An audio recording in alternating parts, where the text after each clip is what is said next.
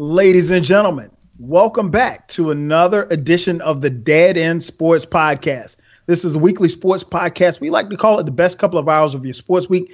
Thank you for tuning in. Again, I am your host, 12 Kyle. And again, this is Dead End Sports. If you haven't done so already, make sure that you subscribe to this podcast. You can find this podcast just about anywhere where podcasts are given away for free. We got a lot of stuff to talk about. This is the place where sports opinions collide. Of course, I will not be doing this podcast alone. Joining me are the homies. First up, my man Beezy, 430. Beezy, what up, though? What up, though? What up, Kyle? What up, fellas? Chilling. What's cracking, man? And I was working on the Is the Mic Still On podcast. Okay. Obviously, I'm taking a pause right quick because we're doing this. But, yeah, that's what I was working on. That's what I'm doing. True indeed. True indeed. Also joining us is the homie FIFO. FIFO, what up, man? Yo, what it do? What it do? Can't call it, man. What's up with you? Man, just glad I opened today, not having to close. No, that's right. And last but not least is the homie Ken. Ken, what up, man? Nothing much. Chilling. True indeed. True indeed. As I mentioned, man, we got a lot of stuff to talk about, man. Let's go ahead and get it cracking. Crazy sports week, as they all seem to be each and every week. So let's start there, man. A lot of stuff happened this past week. I'll start first with you, B. What stood out to you this past week, whether it be college basketball, football, baseball, Major League Baseball, or NBA or the NFL? I mean, nothing. I guess, of course, the elephant in the room, college football. You had the conference championships this weekend, along with the announcements of the Final Four playoff team. So, I mean, that was pretty much the main thing I was really glued to this past weekend. Cavs still streaking. Yeah, that's pretty much about it. College football and Cavs still streaking. Okay. What about you, FIFO? What stood out to you this past week in the world of sports? Man, look, I'm just glad at least one Georgia team out here doing something. we out here doing some things. I called it the beginning of the season. Let's go. We in the playoffs. They looking good. They got their revenge, which needed to happen. So we're guaranteed we in there. I know we're gonna talk about it later, but LiAngelo Ball, no longer a UCLA Bruin. So that's gonna be interesting because I don't care all of the shit talking that LaVar does. He did not see it going out like this. He didn't see Lonzo struggling, his middle child doing what he did, and plus out of college ball, and his youngest son not in high school ball. That cannot be the way he planned it. That's not how he envisioned it. So, but we'll get on that. B touched on it a little bit. The Cavs are streaking. That's cool. But you watching Boston, though? You watching my boy Kyrie and what he's doing out here? Okay, Ken. 21-4 the last time I looked at the records now. 21-4. So respect. Okay. That's really about it. I'm pretty sure we'll touch on some other things as the show go along. True indeed. Ken, what stood out to you this past week in the world of sports? Giancarlo Stanton possibly being traded. I think that's interesting. Shows a lack of loyalty. I mean, he had a monster season, which could be an anomaly because the year before that he struggled with injuries, and he is typically injury prone. But he had a crazy season, and I think he had damn near 60 home runs, and they want to get rid of him. So, I mean, sell high, right? So I think that's interesting. Wisconsin was overrated. We all knew that, but they tried to give them the respect for the record, Ralph, and we see what happened with them. The Golden State Warriors, man, I don't know what's going on with that team, but I don't know. They seem off for some odd reason. They get into fights.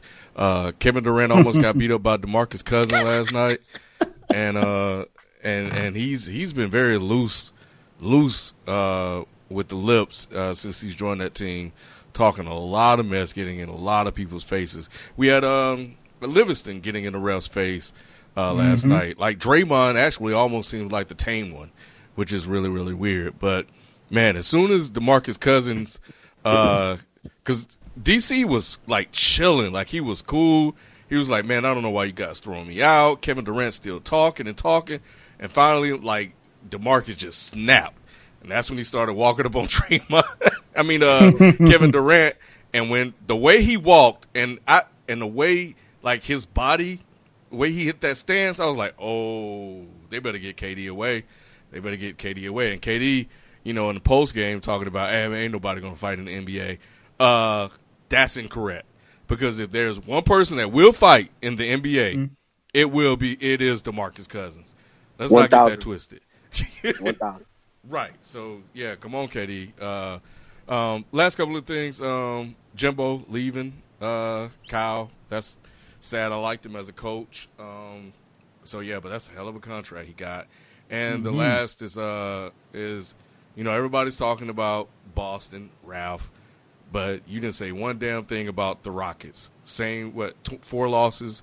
Are they for real? I don't know. But they don't have quality wins though.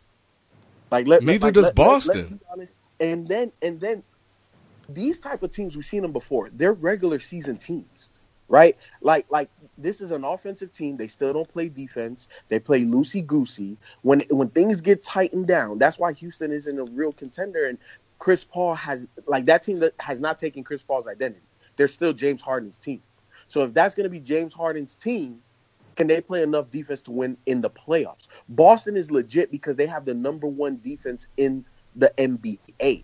That's why it's different, Ken. And they have quality wins. They came back against Golden State, right? They come back. They're clutch. They win the games that teach you how to win in the playoffs. And come on, man. Don't make me teach you out here. I thought you was older than me.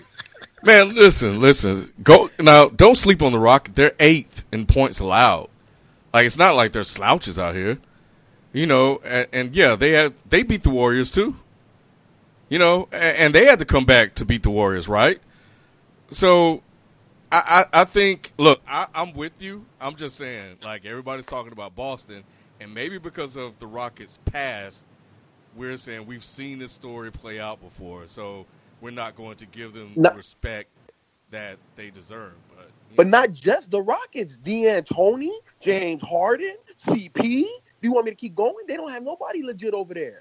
What has anybody accomplished over there in the Houston organization? And what has Boston accomplished besides Kyrie? He's the only one. Danny Ainge put together the big 3. They won a title first year. He duped Brooklyn into getting all of these picks. He manifested these picks into legit talent and to a legit superstar in his prime right now on a favorable superstar contract. And he got the next best coach in the NBA. Who hasn't won anything?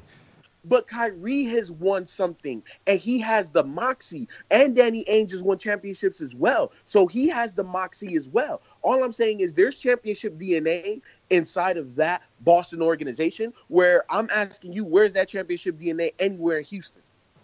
Akeem? Why you fishing? Why you reaching out here, man? Why you just stretch Armstrong? You knew that answer was coming, man. Oh man. Let's see. For me, mine is less controversial than you two guys. I'll keep it in college, man. Obviously, like Ken, you mentioned the coaching carousel, if you will. Jimbo Fisher going to Texas A&M, subsequently leaving Florida State. Florida State hiring Willie Taggart. Scott Frost leaving Central Florida, going to Nebraska, where he was once a standout player. I guess the question that kept going around as these coaching moves were being made was, did they make the right moves? You guys know I'm a Florida State fan. I wasn't necessarily sad to see Jimbo Fisher go. I think a lot of alumni have kind of, and especially the boosters, have been fed up with Jimbo because Jimbo for the last almost 3 years, every year his name has been swirling around in rumors of leaving, and he's, parlayed that into contract extensions. So, Jimbo kept saying, well, he wants, this multi-million-dollar facility, standalone facility, just football facility, and, that type of stuff. And Florida State, hadn't gotten around to getting everything that he wanted. And, let's just keep it real. Jimbo wanted more money. And, they're paying him. He's got a 10-year guaranteed $75 million. So he is only second behind Nick Saban as far as college coaches, as far as getting paid. And the A&M Aggies, they're going to roll out the red carpet, and, they have the facilities. They have a brand new facility, a brand new stadium. They have all of the amenities that he wants. That being said, Jimbo Fisher's going to the SEC West. I'm going to remind you who's in the SEC West, Alabama and Auburn. And you got to play them every year. So at best, on the surface, it looks like, Texas A&M is probably the third best team in the SEC West. I don't know if I necessarily would have left Florida State for that. But, I mean, again, I hold no grudges, man. I like Jimbo. Wish him well. I think Willie Taggart will do a great job, at Florida State. I thought it was cool that Florida State, mentioned that they wanted to hire a minority. And come to find out, and Ken, I don't know if you knew this, but Florida State's AD is a brother. And so they hired another brother. So that's good. Scott Frost going to Nebraska, not surprised. I really wasn't happy with the way that it played out. If you guys were watching the game, Scott Frost's UCF Knights were battling in their conference championship game. And I want to say maybe 5 minutes before the game ended, a little thing comes across the screen saying that Scott Frost had accepted the job at Nebraska. All the while his team is battling and, trying to win this game.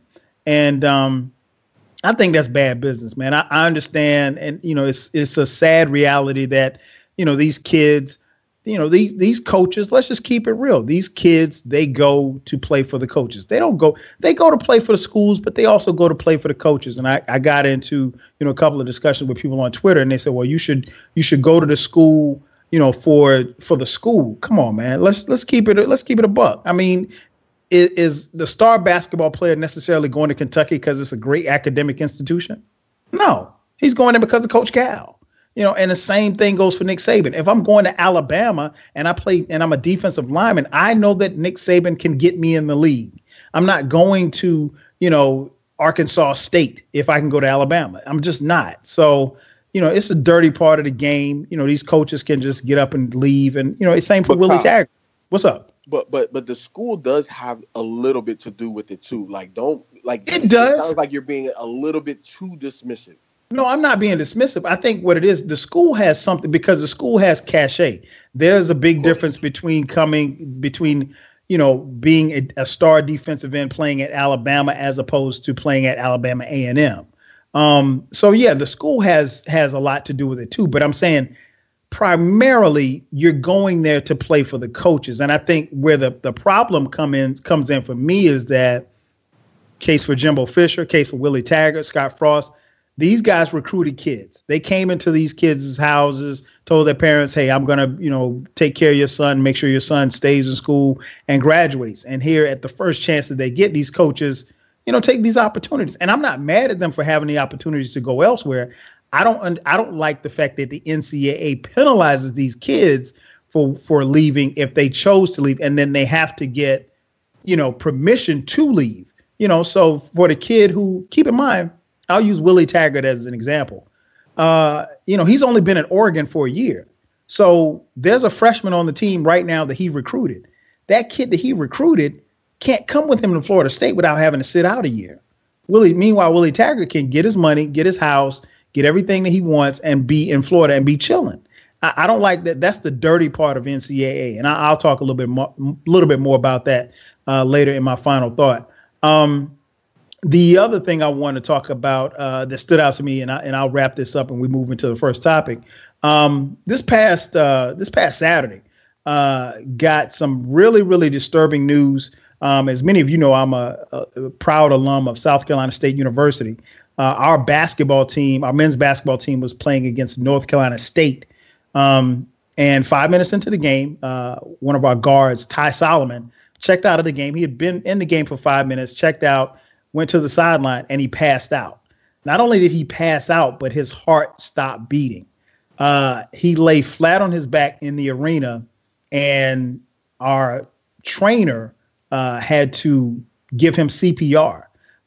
Shout out to the EMS staff at North Carolina State who then brought a defibrillator over they were doing chest compressions. He was actually, his heart stopped, like I said, for 3 minutes. Luckily, he came to, and they were able to revive him, take him into the locker room.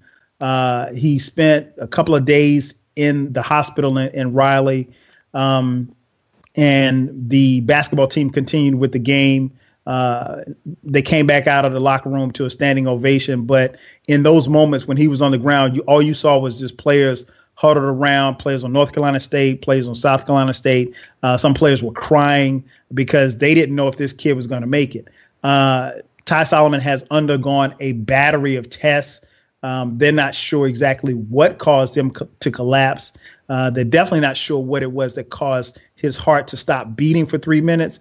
But that young brother is lucky to be alive. So I definitely want to shout out to the SC State trainer as well as the EMS staff at North Carolina State University for saving that young brother's life, because if he had been somewhere else, we may have a different story. So shout out and prayers to him as well as the SC State basketball team as they proceed for the rest of the season. Moving on to college football. It's all set, man. We got the 4 teams. The college football playoff has been set. Clemson versus Alabama. That's number 1 versus number 4. And number 2 versus number 3, Georgia versus Oklahoma. There was a lot of debate as to who was going to get in. Some teams were left out after their conference championship, mainly Ohio State. It looks like it came down between Ohio State and Alabama. So, B, I'll start first with you, man. Did the committee get it right? I mean, based off what they want to get the quote-unquote 4 best teams, I would say, yeah. I think what hurt Ohio State was they had 2 blowout losses by non-ranked teams. I don't know if the committee kind of looked at and took that into consideration or not, but I mean, I think I heard one of the ESPN analysts say, yeah, from my eye test, yes, I would say Alabama to me is a better team than Ohio State. So, with that, I would say, yeah, they get in. Yeah. So I'm looking at the losses. Yeah, they lost to Iowa, a non-ranked Iowa, 55-24. And they lost to Oklahoma, which, of course, is one of the Final Four. So that's a respectable loss. They lost 31-16. But that Iowa loss, I think that really kind of stained their schedule. But on the other hand, Alabama hasn't really played anyone really, with the exception of that Auburn loss. Mm-hmm. And of course, you want to say, yeah, you got to win your conference championship to kind of at least be considered in. But just in my opinion, I just think that Iowa loss really stained them real bad. Give them credit; they did beat an undefeated Wisconsin team, which Ken mentioned, who was overrated. So you don't know if you can take that with a grain of salt or not. But yeah, I think they got it right as far as just getting the 4 best teams in. Yeah, they probably got it right.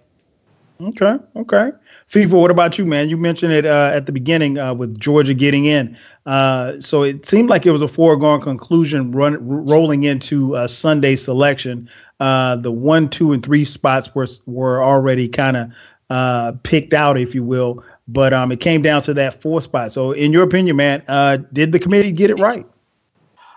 Again, yeah, I think they did. I know Auburn has to feel sick to their stomach, mainly because they beat 2 number 1 ranked teams. I think that was back-to-back weeks, wasn't it? Georgia, then Bama. So, and then to lose in the conference championship and not get in, even though they beat back-to-back number 1s, that has to be sickening. So, I think that's a team that they're right outside looking in, and they feel some type of way. But again, I think B made the point that I was going to make. The eye test, like, I go by my eyes, and when you look at it, these look like the 4 best teams in college football. So from that perspective, yes, you got to give it to them. I think they got it right. And I think it's going to be a damn good playoff. And go Dogs! The state of Georgia needs something, man. We got to have no championships in a minute. We need something. True indeed. Ken, what about you, man? It came down to, like you said, a couple of teams. FIFA makes a good point. Auburn was in the mix. Obviously, Alabama and Ohio State. Did the committee get it right? Well, I didn't even think about what FIFO's point about Auburn. Like, you legit could have dropped them to fourth if you wanted to. Yeah. Because keep in mind, they lost to Clemson, I think, like the second or third week. And like FIFO said, back-to-back wins against, the number one team. So, they had a case too. Right. And Alabama wasn't playing, so you could have made an argument for them dropping to four because you lost to, at the time, the sixth best team in the country. So that's beating two number one teams, barely losing to Clemson, and then losing to a team you have to play for the second time of the year. It's not a bad loss, but I don't think they got it right. I just don't, man. I think if you're going to put value on a conference championship, then make that value count.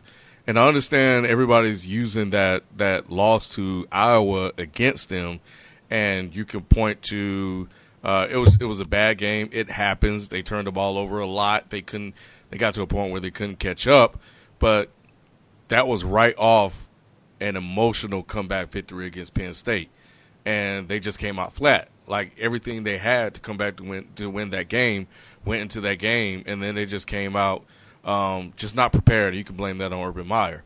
But we saw that when they played teams that deserve their respect, they won. And for me, Ohio State is always dangerous because of Urban Meyer, because of their reputation, and Alabama didn't play anybody. So when you look at Ohio State, last week, week 14, they were 8th. They played the 4th team, the undefeated Wisconsin team. Now, a lot of people, I didn't believe in Wisconsin like that, but like Ralph said at the beginning of the show, respect the record, right? So if we're going to respect the record and say they've been the most consistent team, the defense is real, everything is about this team, it has been about them being underrated, resulted in them being ultimately overrated. Like, they came out flat, and they almost pulled it off, but they just didn't have the talent to do so, and they got too far behind. But look ahead of them. Miami was 7th. They lost to Clemson. Georgia was 6th. They beat Auburn. Alabama was idle. They didn't play anybody. So because two of the teams ahead of them ended up playing 1-1, 1 loss, Alabama didn't play anybody, I think you could very well make a case to leapfrog them over Alabama because they basically just stayed there. Georgia and Miami play, so Miami's naturally going to drop. Auburn's probably going to drop to Georgia's spot. So those are two spots because of their activity. There was going to be some movement there anyway. So I think you could have realistically flip-flopped Wisconsin and Ohio State and given Ohio State the conference championship as a reason to get in and beating an undefeated number 4th ranked team in the country. This clearly was about Alabama, their reputation. If you guys want to say you want the 4 best teams, fine, you can make that. But I think sometimes the 4 best teams don't always get in. And I think if you're going to put value on the conference championships like they are or like they say they are, then Ohio State should have been rewarded, just like Penn State probably should have been rewarded last year when you think about it. But look, everybody listen to this show that's been listening for a while. You guys know I hate Alabama. And when we talked about this a couple of weeks ago, what did we say? We've seen this story before. One of those 4 teams were going to lose. The committee positioned them in the perfect spot to make a case to put them in.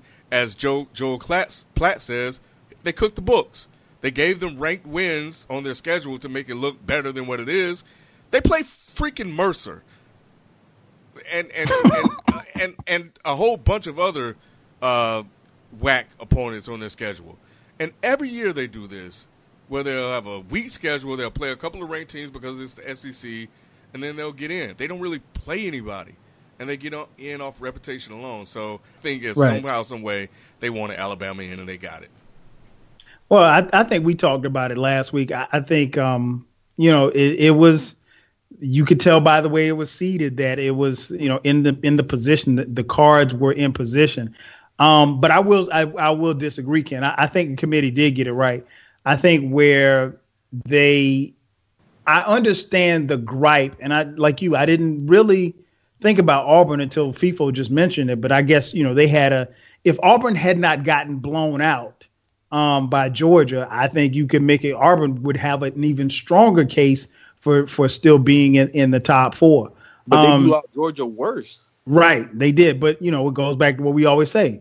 It's not how you lose, it's when you lose. And losing late in the season hurts. I think Alabama, I would put them in because I think you have to go by what Alabama they play whoever's on their schedule. And Alabama, when they talk about they the make strength the schedule though, right, Kyle? Don't they put together the schedule? They But do, that's a couple years in advance. Yes, it's a couple of years in advance. And let me take you back to week 1, Ken. Now, and I hate to say this about my squad, but that was the game of the year. That was Florida State. Nobody, think about how college football operates. Hardly anybody plays a head-to-head on a neutral field against a ranked opponent, let alone I think Alabama was 1 and Florida State was 2 coming into that game. Now, we all saw what Florida State, Florida State finished to be a 6-6 team, but the first 3.5 quarters of that game, that was a nip and tuck game. And that's who Florida State was prior to the injury to DeAndre Francois, their quarterback. So Alabama, for strength of schedule, gets a lot of props for at the very least scheduling that game and then manhandling Florida State. Because you go by the committee, I'm assuming, went by what Florida State was at the beginning of the season and not necessarily penalizing Alabama for what Florida State became. Hell, you can make a case that Alabama exposed Florida State, but that's another story for another day. That being said, I think the loss to Iowa really, really hurt Ohio State. If they had lost to Iowa by 3 points on a last-second field goal, if you put Ohio State in with 2 losses, and that's their second loss as far as losing, a last-second field goal, I have no beef with that. But to go to Iowa and get your doors blown off by 31 points, you can't put Alabama on the same field as Iowa, and Iowa's going to win, let alone beat them for 31 points. And I think ultimately that's what came to bite Ohio State. And it's like you said, Ken, a precedent was set last year as far as conference championships. So, yeah, while Ohio State won their conference championship, Ohio State got in last year despite not winning their conference championship when Penn State had the same gripe last year that Ohio State had this year. So, it's the committee at the very least has been consistent. Your conference championship matters, but it don't matter. It doesn't hold as much weight. So, in the old system, in the old BCS system, you win your conference championship, you're in, so they've gotten away from it. So I think the way that it's formatted, you got to get Alabama in there. I don't know. I can't really make a strong case for Ohio State being in. And keep in mind, even in that championship game, Ohio State barely beat, Wisconsin. So, here it is. They're the 4th team. I just can't make a case for you leapfrogging Alabama when you won, but you struggled to win over Wisconsin. Now, if Ohio State goes into that game and blows the doors off of Wisconsin, let's say they win by 30, you get no beef from me. I put Ohio State in, but those teams look a little bit more even than they did, Ohio State being the superior. In this case, I got to go with Alabama. And of course, this set a whole bunch of people off, people talking about SEC bias and all of this stuff like that. But I think the 4 best teams got in. And, ultimately the way that the system is set up now, man, you really gotta go undefeated or at the very least lose one game and lose that game no later than week 7 or 8 of the season. Because if not, you're going to be in trouble. So we'll talk more as we get closer and closer to New Year's Day and those games. But I'm definitely looking forward to it, and it should be some great battles. Let's take it to the NFL. This past weekend, man, we saw some suspensions handed out left and right. Of course, we had a suspension last week, but that was for chain snatching and fighting. This past week, Rob Gronkowski, Juju Smith-Schuster, and Greg Iloka, I think that's how you pronounce his name, were all suspended for hits that they delivered on the field. The hits from Juju Smith-Schuster, he laid out Vontaze Burfict last night on Monday Night Football, and George Iloka, he hit I think it was Antonio Brown, helmet to helmet hit as Antonio Brown made a catch. Burfict was laid out and had to be taken off on a stretcher, entered concussion protocol. Brown was not knocked out of the game, but he was nonetheless, Iloka was not thrown out of the game, but suspended for the hit. And then the hit that Rob Gronkowski made, defensive back gets an interception. He is laying on the ground defenseless. Gronk drives on him as he's laying on the ground, throws an elbow to the back of the head, knocks the guy out. He's concussed, and Gronk does not get thrown out of the game as well. So I'll start right there with you, FIFO, man. What did you think about these suspensions? Now that the NFL has already come down and said these suspensions will all be upheld, so each of them will be serving, their 1 game suspension. Were the suspensions just, or you think it was too much or not enough? Oh man, I think Gronk deserved more because that wasn't in the field of play. Mm-hmm. They weren't, you know what I'm saying? Like the play was over. Yeah, he was laying down out of bounds, exactly. Nonetheless. Laying down out of bounds, got the rock, it's our ball, and then you come and do something. Like, that was super cheap. So, to me, that deserves more games because that's just not in the game of football. That's not any part of any type of rule. That's not a judgment call. That's you taking matters into your own hands and doing some vigilante really type stuff. So, that deserves at least 3 to 5. To me, 3 to 5 games. In terms of the other ones, 1 to 2 games I think is fair, mainly because it was in the scope of the game. When Juju Smith-Schuster hit Vontaze Burfict, and then I thought it was karma. The first time when I first saw it, I was like, man, that's karma for all the stuff he did. But that's neither here nor there. When Juju hit him, to me, that's a football type play. Yeah, he hit him a little high, but if this was the 80s, the 70s, even the 90s, that's a legal play. That's a play on. There ain't no foul, no fine, no nothing. So when that's a bang bang play. I don't think that he was trying to be dirty, but then when he taunts him, that's when he crosses the line, and that's when I think that you have to look at it and give him 2 games. I'm cool with 1 game for the hit. The taunting, I think that deserved a little bit. Cause come on, man, But I also get it coming from a little wide receiver knocking out a linebacker. You feeling big about yourself. I get it. So I kind of understand 1 or 2 games. I'm cool with that one. In terms of what Iloka, that hit against Antonio Brown,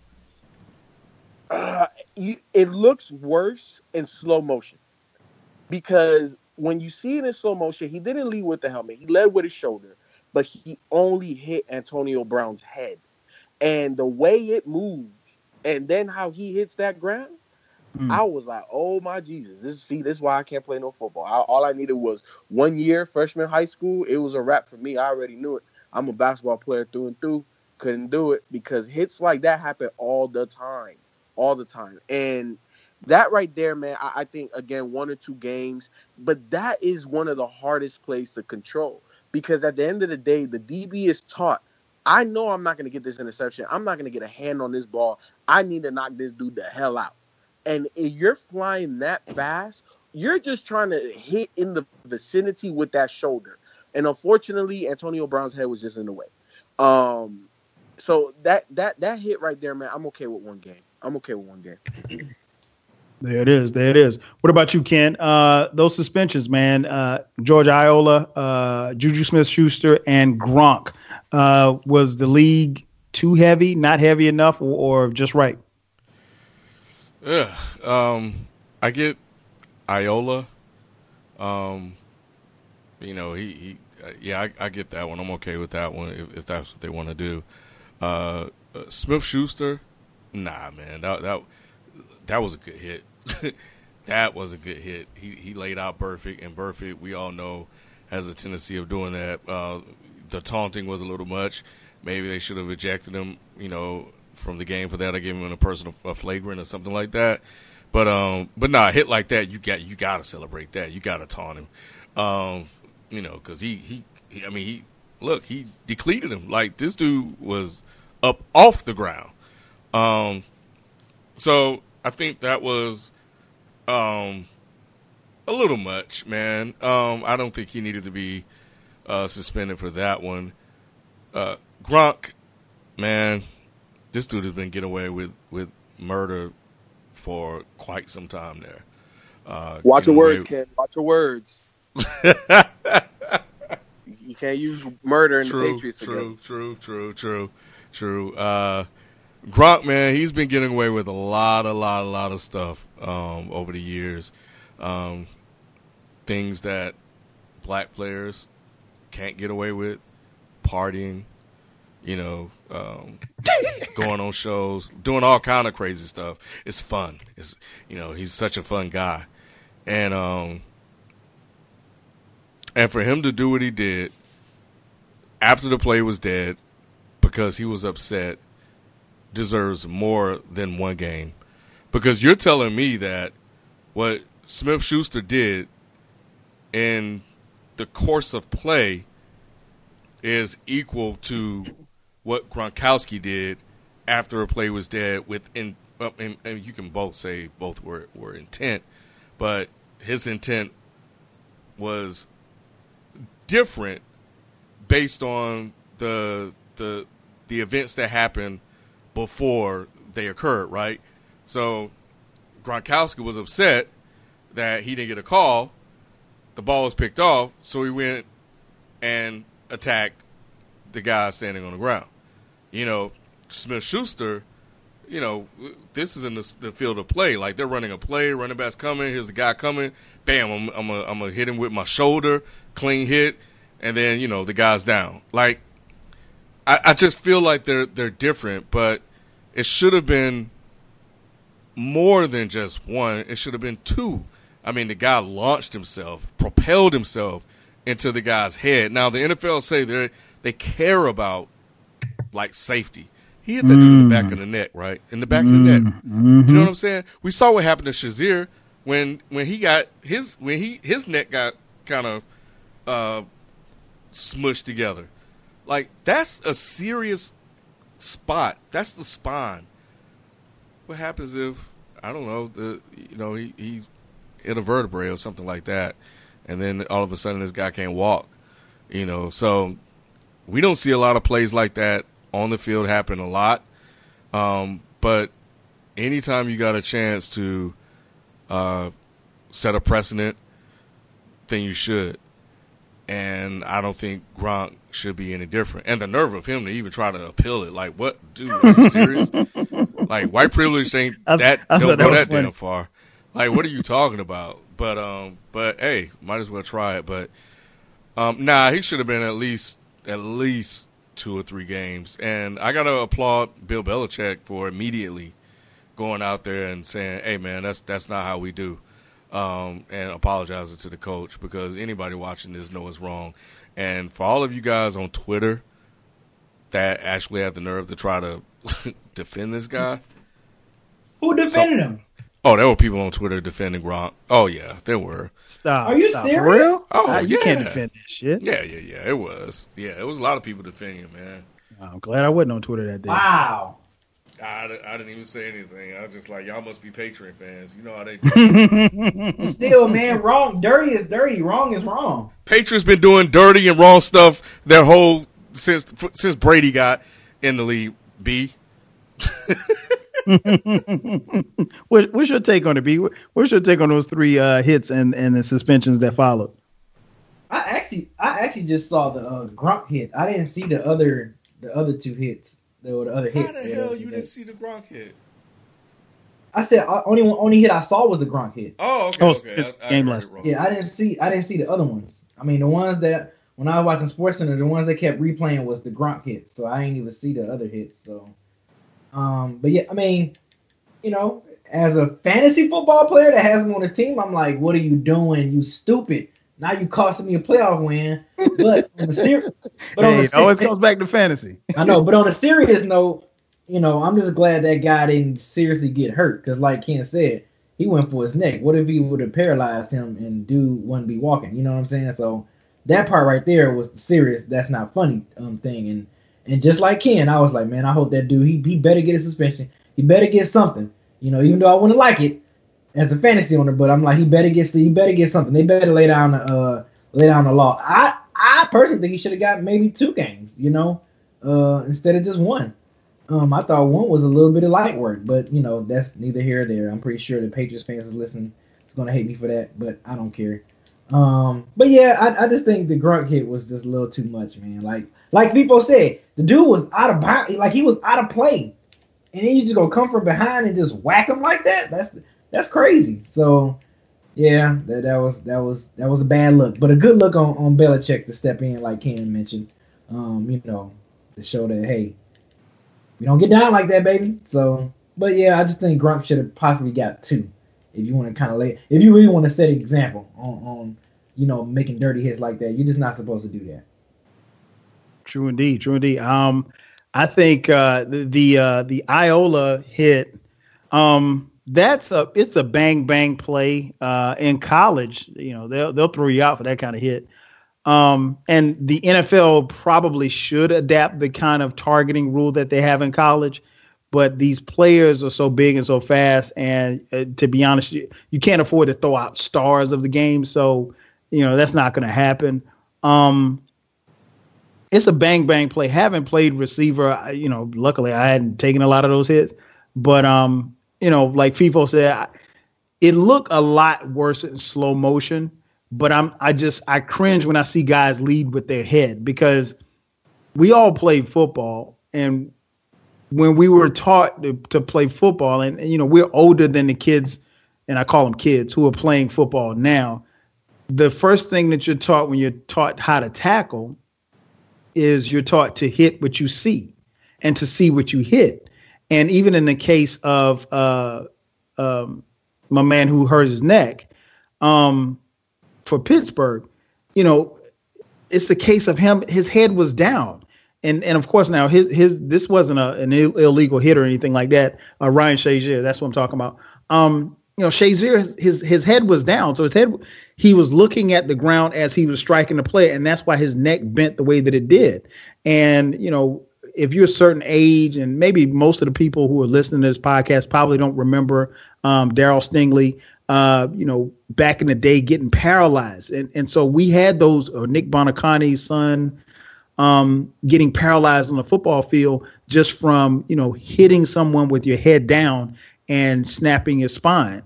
And it looked real scary out there last night because he did that and he was laying on the ground and his legs were not moving at all.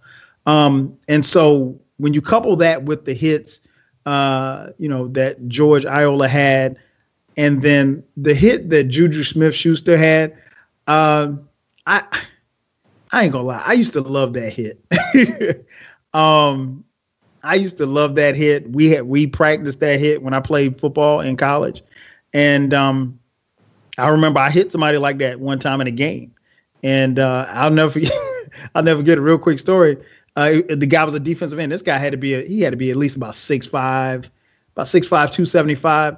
And I peeled back. He was chasing after our running back. I peeled back and I put everything that I had into my little 175-pound body into that hit. And I laid him out. And I stood over him just like that. And he wasn't knocked out. But when he got up, he said, "Number 12, when I see you, I'm going to kick your ass after the game." He said he's going to kick my ass after the game. So naturally, I was trying to hide from this dude after the game. Fortunately for me, he just came over and gave me dap.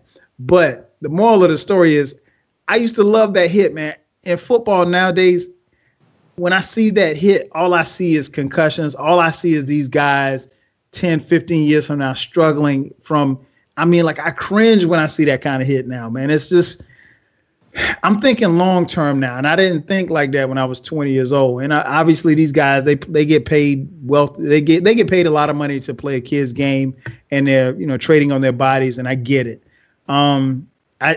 Was the suspension justified? It's kind of, I'm in the middle on this because, like, I think, Ken, you made the point. a couple of years ago, that was just a regular block. Like you wasn't even getting a flag for that, let alone for him to get suspended. I think if Shazier doesn't get hurt in that game, maybe we don't even see suspensions for the two of these guys. Gronk, boy, they really let Gronk slide on this one, man. I think Gronk should have gotten 3. I said get him 3 games, let him appeal, knock it down to 2.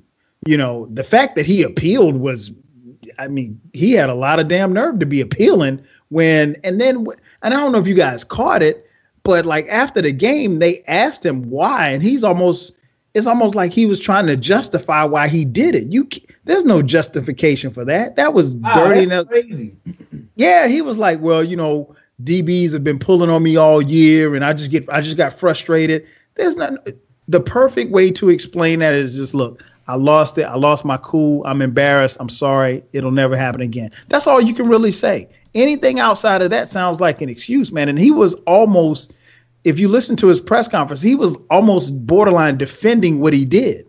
And I know he was answering the question, but he could have answered the question a whole lot better than the way that he did.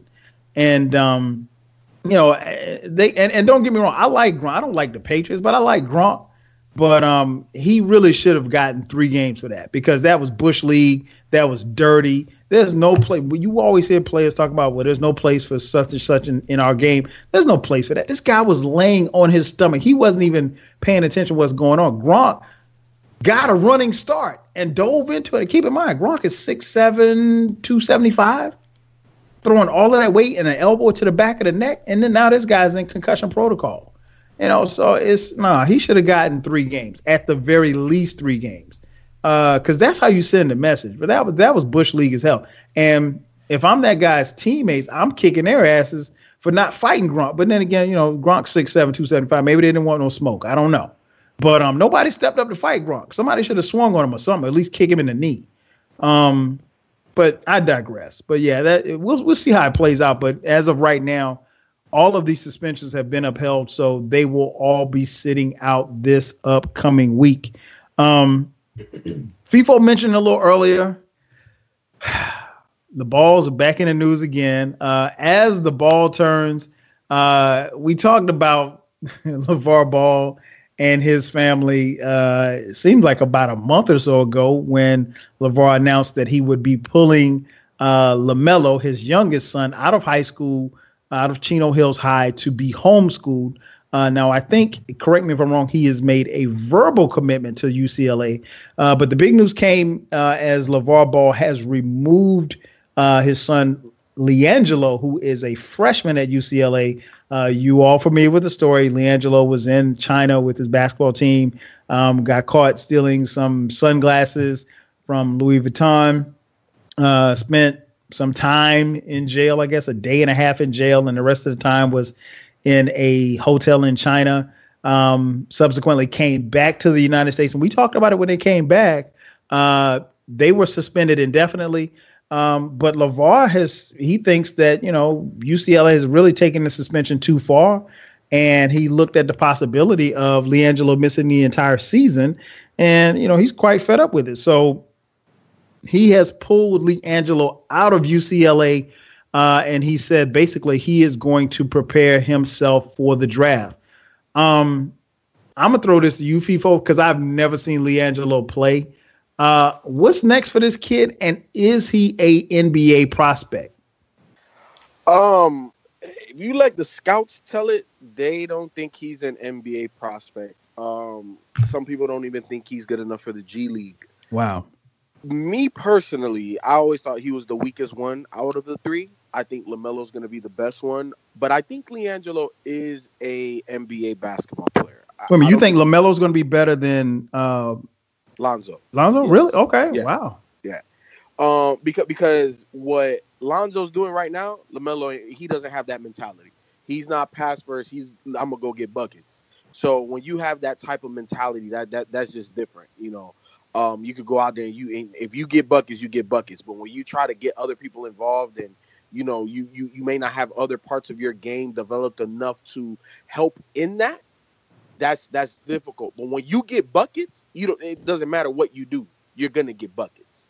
So, but that's the reason why I think LiAngelo is a NBA basketball player, because he gets buckets too. You got to remember the way that these three guys played together in high school. Lonzo was the athlete that could run up and down. He got a lot of alleys and stuff, but all he was trying to do is just pass the ball ahead, play fast, hit the kick whenever they hit him back, hit the step back three. LiAngelo was a bully. He knows how to use his body. I like that about him. He does have touch, and this man can catch and shoot. If you can catch and shoot in the NBA, especially right now, there's a job waiting for you. So to me, teams like the Atlanta Hawks, the Philadelphia 76ers, they need to look at this guy. They need to look at this guy for real. Okay. And the reason being is because of their system. Mm-hmm. The way that they pass the ball from left to right. If Kyle Korver is in the league, LiAngelo can play in the league. You know what I'm saying? Because he's that style of player. He's not going to beat you one-on-one. He doesn't have handles, doesn't have moves, but he can get open. He can create enough separation for his moves. But he's not going to dominate. I don't think he's going to be 20, 25 point scorer in the NBA. I think he'll be low to mid-teens, if that. I don't know if he's going to be a starter because he has to he has to improve way on the defensive side. We know in the NBA, you got to be able to guard your position. Oh, definitely. And we'll see. We'll see. But I think he has enough skills, enough talent, enough shooting ability that any team would want his services. Now, that comes with the LaVar Ball and the Big Baller brand and everything that comes with it. So obviously you have to have the type of organization that can handle that. Similar to the Lakers, because now nobody outside of or no Laker guest can be allowed to be interviewed now, right? So that's the LaVar Ball rule, which I'm okay with. But wait, explain that again, because I heard about that, but I didn't read up on it. So how does it work? Basically, no guest of an NBA Laker player can be interviewed. So only Laker players can be interviewed. Oh, okay. Yeah, so, but those are the type of things that you do. You nip things in the bud. You don't let things fester that are issues and problematic. So I think that if he goes to a strong organization, I even think San Antonio can use a guy like him. I think he's going to be like a Danny Green guy. He just has to buy in on the defensive side. He has to work. We saw that he got his body right before the season. So if that's any indication of the type of work ethic he has to try to make the next level, I think he can make the next level. And I also believe that it'll probably be in his best interest to get drafted in the second round or go undrafted. And the reason, and I said this a couple weeks ago, you get to the money quicker. Ask Draymond Green. Ask Paul Millsap. You get to sign a larger contract quicker because you have less guaranteed years. So it may not be bad. But at the same time, like I alluded to earlier, this cannot be the way that LaVar Ball envisioned everything happening and going down. I know he still says that all three of his boys are going to play for the Lakers. We'll see how that happens. We'll see. I don't. Hey, but there's no way in hell that this is the way you envisioned it or you had it planned out. Where your eldest and supposedly the best one out the three is struggling. The second one doesn't even play in college. And the third one is not even in high school. So I just, that's not how it was supposed to go down. But this is the beauty and the genius of LaVar Ball. It doesn't matter. Whatever he does, he's built the hype machine so big that whenever he makes a move, it's going to be documented. People are going to talk about it. It doesn't matter anymore what his boys do. The brand will live on. The other two will get in the NBA somehow, some way. And as long as at least one of these guys is a legit star, Big Baller brand is going to live on forever, man. And he's going to pave the way for a lot of new business models for these kids coming into the league. It's just shaking it up, man. And that's the aspect of it I love. I don't like the fact that he's teaching his kids whenever there's adversity. Oh, don't worry, Big Daddy got you. I'm going to just pull you out that fire. Nah. Sometimes you got to deal with that stuff. That's how you learn, But outside of everything else, man, look, LiAngelo is going to be a NBA basketball player. LaMelo's going to be the best one. LaVar Ball is the Big Baller brand, and life will go on. We still live in Atlanta. Everything's going to keep turning, man. Okay. B, what about you, man? The big baller brand strikes again. LiAngelo is, like I said, he's not in school now. He's gonna be, I guess, preparing for the NBA draft. What's your thoughts on this kid, man? Do you think he has a legitimate shot at making the NBA? I know I saw a quote from Woj and Steve Wojnarowski from ESPN. He said that he's not even on anybody's radar. Yeah, I've never even seen dude play. So I don't know if he's that good to where he can still make the G League.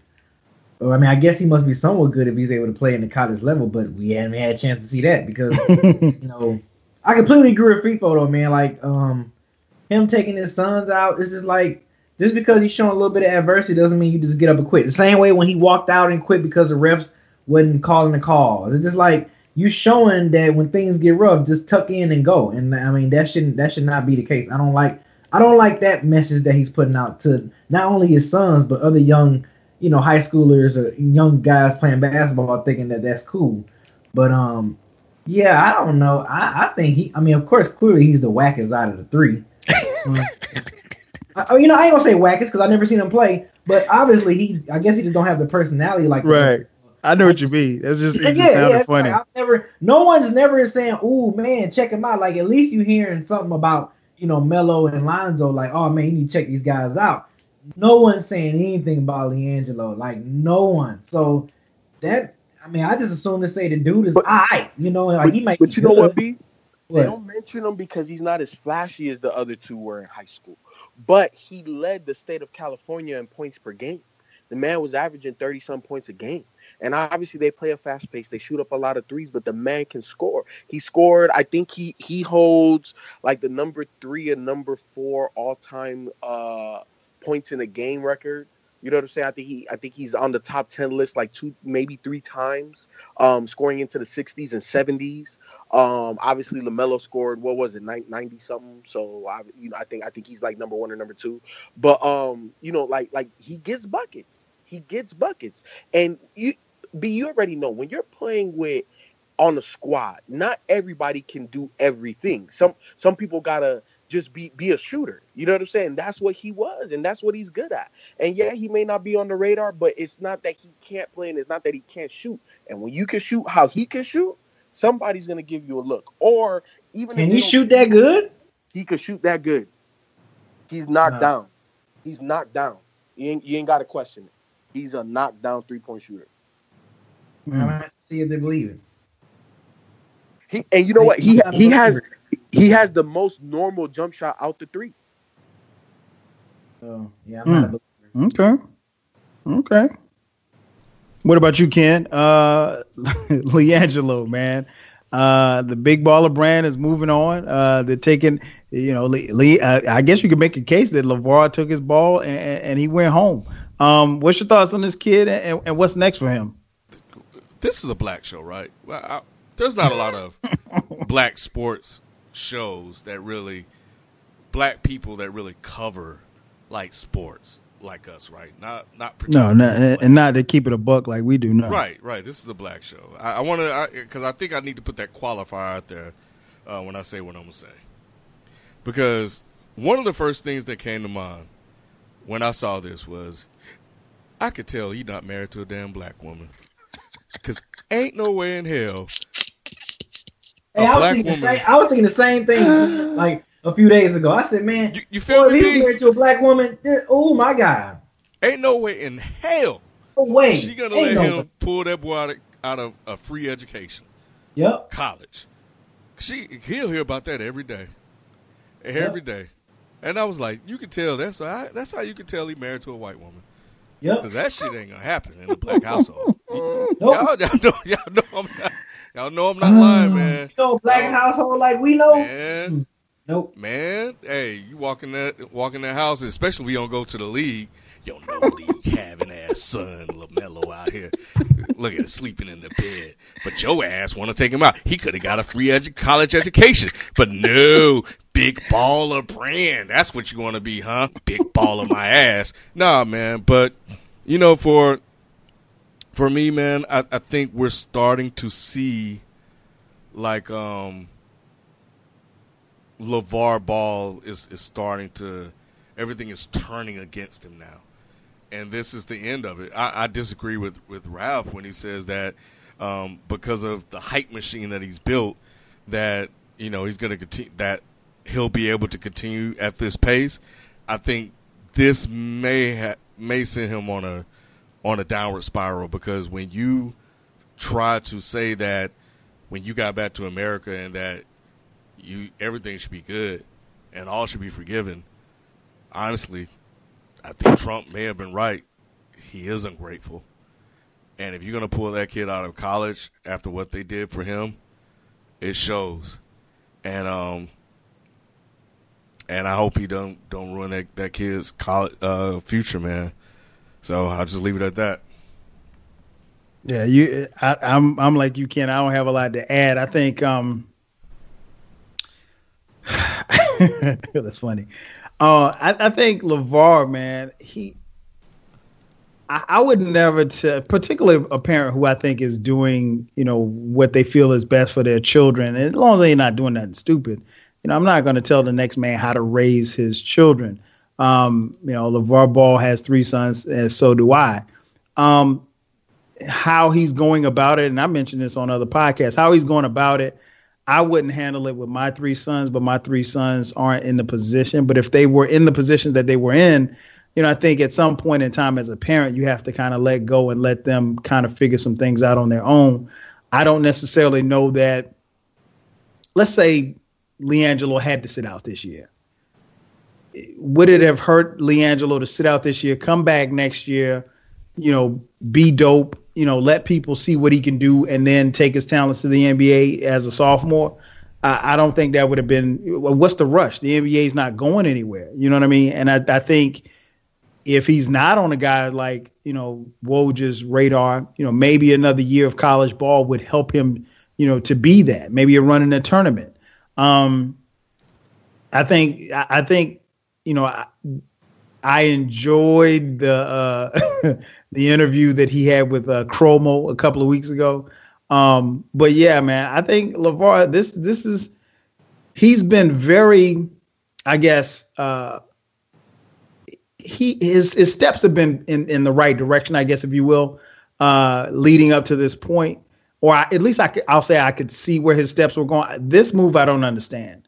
I kind of gave him some slack for pulling LiAngelo out of school, but LaMelo out of school. But this doesn't make any sense, because yeah, you can go get him ready for the NBA, but he may not even get an invite. And then this is a year of him not being able to play competitive basketball.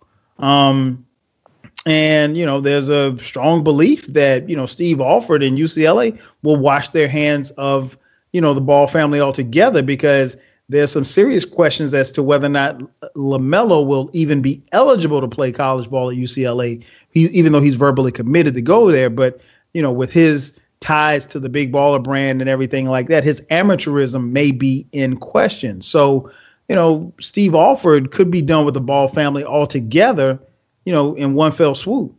I wish this kid well, man. I hope, and we've talked about it before, man, I just hope that the kids are okay with what their dad is doing. And I know, we all have fathers and uncles and grandfathers, and we look up to those men, and those men help mold us in our lives. But, these are decisions that you have to live with for the rest. I don't want these dudes, to be 20, 30 years down the line talking about, man, I wish daddy had done it like this, or I wish daddy hadn't gotten in the way. I could have made it, or I could have made something of myself, and harbor, some type of resentment towards, LaVar. So we'll see how it goes, man. This is a bizarre move. I don't really understand it. And I heard a little bit of his interview today, and he almost went as far as blaming the UCLA coaches for not chaperoning the players for shoplifting. I'm like, come on, LaVar, come on, man, really? Chaperoning? These are young adults. It's like he's blaming everyone. Yeah, he's blaming everybody. Like, your son knew what he was doing when he took those shades. And one thing I tell my kids, and I would say this to any parent out there, never absolve your kids when they're wrong. When they're wrong, and let them know that they're wrong. And that doesn't mean that you don't love them, but you're not going to uphold them when they're wrong. And he was wrong as 2 left feet. So, I don't know, man. LaVar, this one's weird to me. I don't know how this one's going to shape out. So, moving on, staying with the NBA. Ken, you mentioned a little earlier, Kevin Durant. Kevin Durant's been in the news a lot here lately. Like you said last night, he almost got into a fight with DeMarcus Cousins. So we got to talking, and I think Ken threw the question out about Kevin Durant underachieving as opposed to, a question as to his career. So I guess the question is, do you think he's underachieved to this point? Ken, so since you had the question out there, what's your take on that? What do you think about Kevin Durant's legacy and where he is as far as whether or not what he's achieved thus far? Okay. So Kevin Durant, obviously, when he came into the league, like I watched him play in college, one of my favorite players. I couldn't wait for him to come into the league. Always felt that he should have been Portland should have took him over Greg Oden, hit the stage, 20 points, rookie year. And all the way up until that, about his third year, he was putting up 30. We just knew Kevin Durant was going to be like the second best player in the NBA. He was going to get nets, like he was coming for LeBron's crown. And there was a time when people were saying that he was better than LeBron because of everything that he could do on the court. And he played in the finals. He lost to LeBron, continued to have good seasons. But it almost feels like, even though he got a ring, he got a participation ring. And I'm thinking like, man, this guy basically should be the best player in the league. And yeah, he has a title. Yeah, he can ball out and everybody knows his talent. But it almost feels like he didn't maximize it. And I know that sounds weird.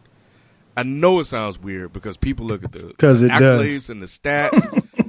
But I'm like when I think about Kevin Durant and the abilities and the talent and he could do everything, I'm thinking bro, we should be talking about you in the same breath that we talk about MJ.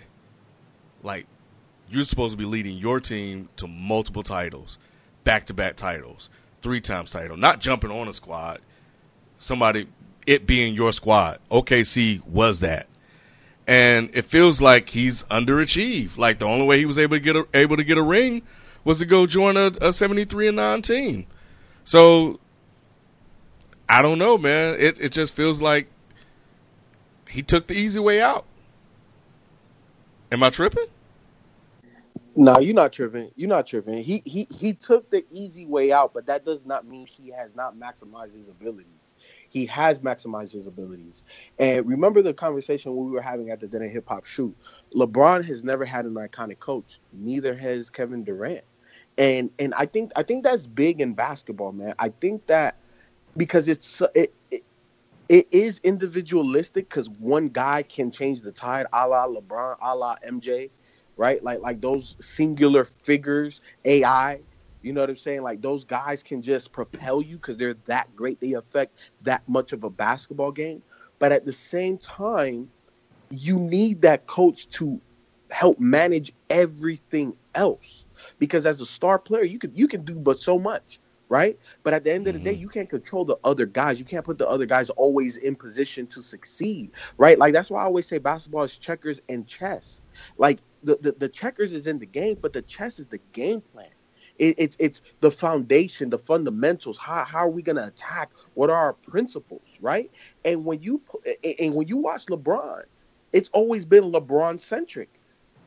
KD's career outside of Golden State has been KD centric. Instead of, even though the Jordan and the Bulls were MJ centric, but it was spread out, right? Like, John Paxson hit big shots. You know what I'm saying? Everybody understood what their job was. It wasn't just on Jordan. Here, Jordan, like, just do everything. He did that, and it didn't work until he got Phil. Right? And if you look at all of the other greats, they've had guys to put them in position. Steve Kerr is going to go down as one of the greatest coaches to coach in the NBA. It is what it is. And right now, he's a top 3 coach in the NBA. He's going to be an iconic coach. KD is now getting that. KD alluded to that the first year in Golden State when he says, man, these guys do so many things different here, right? Like he had to get accustomed to that. That speaks volumes because nobody has been able to maximize his talent in that way. Now we're starting to see that. Now that's why he's blossoming. But I understand where you're coming from, where it's he had to join the gang already. The gang was already assembled. Yeah, they could be better with you, but they don't need you. He needed to go to a squad. And I understand when you're that type of generational talent, you want to be the foundation, the glue, the first piece of the puzzle. But that puzzle requires a lot of different pieces, and the front office is heavily involved. And Sam Presti did a damn good job, but he just was never able to give him the type of coach he needed to get him over that hump. And sometimes that's what happens, you know. And KD in this NBA as a free agent chose the best place to win, because at the end of the day, when you're that great, isn't that what you're going to be judged by? Where else could he have gone to truly compete for championships like that? You know what? Outside of OKC. Yeah, and you know what I think it is? It's almost like he well, we know he did this. It was a cheat code, right? So when you look at KD's career when it's all over and you put the numbers up, you put the achievements up, you put the titles up, because it's more than likely he's going to win more than one at Golden State. And you look at that, but like, man, this dude, like, what a career, man. Multiple titles, scoring champion, MVP. Like, this dude had it all. But then you kind of, when you really dive into, like, that career and start to break it out, you be like, oh, well, he kind of cheated to get there. Now, you could say LeBron did the same thing because he did. You know, he went to Miami. And, yeah, that first year was, you know, nip and tuck between him and Wade, and they went there and they lost, and then Wade said, okay, here, you got the keys, and then all of a sudden, you know, things started to change, and they went back to back, they lose the fourth, and then LeBron. But what LeBron did was you know, Wade started to fall off. LeBron carried the team. We've seen LeBron carry not only the Heat, but multiple teams, right? And then he went to Cleveland, and he went against the juggernaut that is the Golden State Warriors, and with the aid of Kyrie hitting that one big shot, he won a title, right? Everywhere we see LeBron do and we see what LeBron does, like, it's always on him. He's recognized as the best player in the world. And at one point, we were sitting there like, man, KD is right there behind him. And for a while, KD's career was on that trajectory. And then he got hurt. Then Westbrook came along. Westbrook became the alpha dog. And then KD was like, all right, I'm out. And it's like, no, it's the Michael Jordanification, I guess, of basketball. Like, that's not what we want to see because of what we've seen. No, you see, no, Ken, that's why I completely disagree. Because of all of the movement, that's what engages the fans. Because now look at all of these possibilities, right? Like I completely disagree. I think KD going to Golden State was one of the best things to happen to basketball. And I told you guys that it was going to happen before it even happened. Is one of the best things to happen to basketball because super teams are great for the NBA. The collection of talent accumulated on one team is great for the NBA because it sets the bar high. It means that you have to pull out all stops to compete because there's certain teams, and it doesn't matter what era of the NBA, there's going to be a handful of teams truly competing, a handful of playoff teams, and a handful of teams saying, you know what, we got to figure this stuff out. But at the top, and even some of those playoff contending teams, it makes them pull out the stops, especially now with free agency, with trades. Don't we want to see Jahlil Okafor get a shot somewhere, especially on a playoff contender? Will we not like to see that? Will we not like to see possibly Marc Gasol go somewhere and help somebody out? Ken, the movement in the NBA, the fact that teams or players themselves can move so transient now in the NBA is a good thing because I believe that you're still going to have certain staples, right? Like, I think Kyrie is going to finish his career in Boston. I think that's what's going to happen. I think that Kawhi is a staple. Steph Curry is a staple. Those guys ain't going nowhere. James Harden is going to retire Houston Rockets. Those are their teams, though. That's just like, but just like in yesteryear, the Akeem Olajuwons, and he didn't finish with Houston. But the Michael Jordans, he didn't finish with Chicago, right? Like those guys stayed primarily with their squads because they're the guy. But so that was their team. This is not. But we talking about superstars and we talking about role players. We're talking about a superstar that's a role player on a juggernaut team. He's not a role player. No, I got to disagree with you on that, Ken. You began by asking, "Are you tripping?" I think you are. I understand where you're coming from, but even in me understanding where you're coming from, I am able to tell you that you're tripping, and here's why: because Durant didn't just show up with that team last year just to be a part. Yeah, he was an integral part of them winning, but let's rewind back to the finals, bruh. If you don't have Kevin Durant on that team playing the way that he did, they don't win the finals. Period. They'll still probably 1,000. No, Ken. Hell no, Ken. Triple double. Kyrie was giving exactly. Now, Ken, we watched those finals. The difference in the finals. Keep in mind, there wasn't much difference between the year before when LeBron and them came back and this particular finals. The difference was Kevin Durant. Keep in mind, his numbers were better than LeBron's, and I'm not going to sit here and say that he outplayed LeBron, but from him. All the way from him hitting that game-winning shot to each game in and game out. I mean, no, the difference was Kevin Durant. So no, he didn't just show up to, get a participation trophy. If he's not on that team, I'm not going to say Golden State gets swept, but Golden State loses in 6. 1,000. You know why? Because Cleveland had a matchup for every other person on that Golden State team. Every other person. Exactly. LeBron couldn't do nothing with KD. Shump couldn't do nothing with KD. Nobody could do nothing with KD. KD was the only difference in that game. And like I said before, right? Like they had Harrison Barnes. Mm-hmm. If you give Harrison Barnes superpowers, he's KD. That's the difference. For real.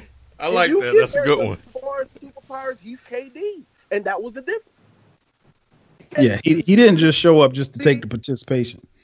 Yes, he did. Now Harrison Barnes was a participant. You tripping? KD was a superstar. There's a difference, Ken.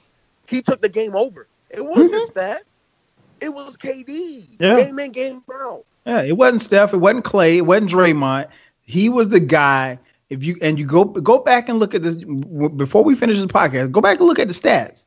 I mean, he kept them consistent. Clay had a game that he was off. Steph had a game that he was off, but he was able to carry this team. And again, he is going to be the difference maker between this year's Golden State team and whoever they face in the finals, whether it be Cleveland or Boston. And he's just the difference maker. I'm not going to go as far as saying that he's better than LeBron, but has he underachieved? Hell no, he hadn't underachieved. But he could have been better than LeBron. I don't know that anybody could have been better than LeBron.